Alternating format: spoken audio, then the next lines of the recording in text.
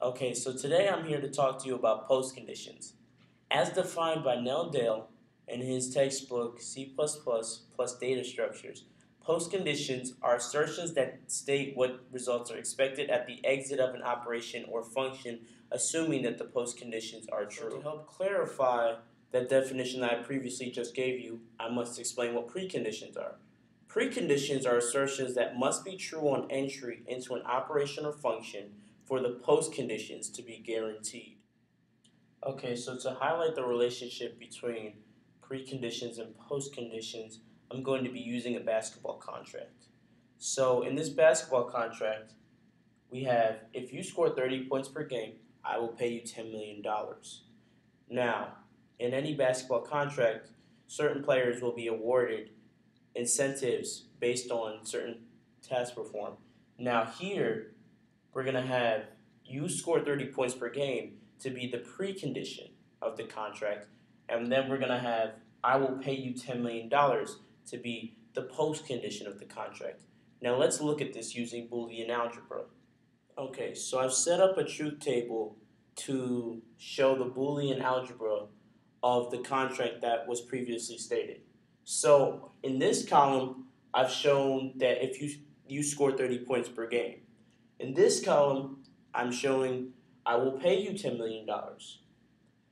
And in this column will be the result of whether the contract was upheld or not. So let's assume for this case that you did score 30 points per game. And then for this case, I paid you $10 million.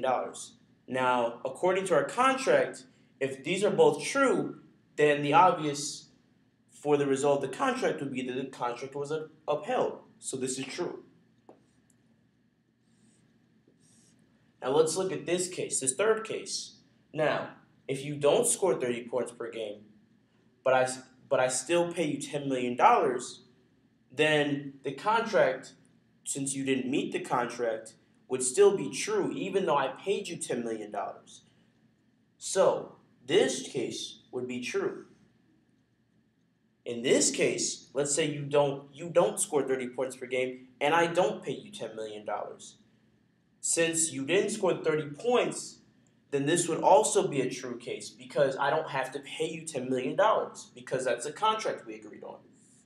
Now, in this final case that I skipped, let's say you score 30 points per game and I don't pay you your $10 million. Then the result of the contract was I breached the contract. So in this case, this would be false.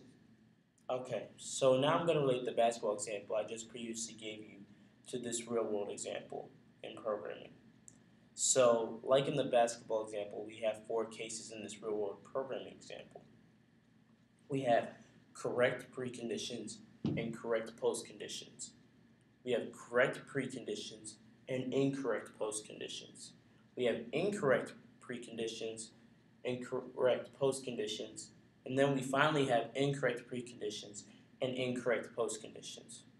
Now, in the basketball case, we had if you scored 30 points, I gave you $10 million. We had if you scored 30 points, I didn't give you $10 million. We had if you didn't score 30 points, then I won't give you $10 million. And then we had if you didn't score 30 points, I gave you $10 million. Now, let's look at this first example of the real world programming. So, if you have correct preconditions and correct postconditions, this is similar to the first case that we had in our basketball example, where you scored 30 points per game and I gave you $10 million. So, in that instance, our contract was upheld because I paid that because you had 30 points. In this case, since you gave me correct preconditions and I upheld by executing correct postconditions, it would be no one's fault that we failed because we succeeded. So, for the next example, we have correct preconditions and incorrect postconditions. Now, in our basketball case, we stated that if you had scored 30 points per game and I didn't give you $10 million, then it would be my fault because I breached the contract. And so in our programming example, if you were to give me correct preconditions and I didn't execute the correct postconditions, it would be my fault because despite having the correct instructions, I messed up. Now in this third case, we have incorrect preconditions and correct postconditions. Now, in our basketball example, this would relate to if I gave you $10 million, even though you hadn't scored 30 points per game.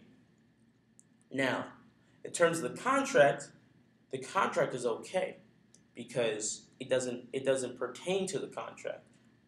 Now, in our programming example, if I were to execute the correct postconditions despite incorrect preconditions, then it would be no one's fault because the project was a success. However, in the real world, this almost never happens because they're based on a faulty basis.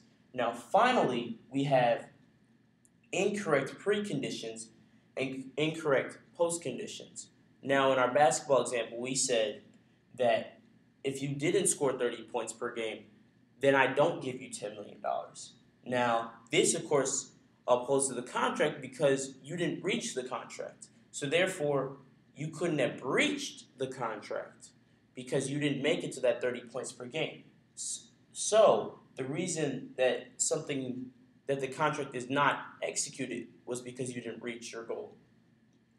So in the programming example, we say that if you have incorrect preconditions, if you give incorrect preconditions, and I give you incorrect postconditions, i.e. wrong results, then it would be your fault because I worked based on those incorrect preconditions. So now that I've shown you the relationship between preconditions and postconditions, I hope you can now understand what postconditions are and how they relate to programming.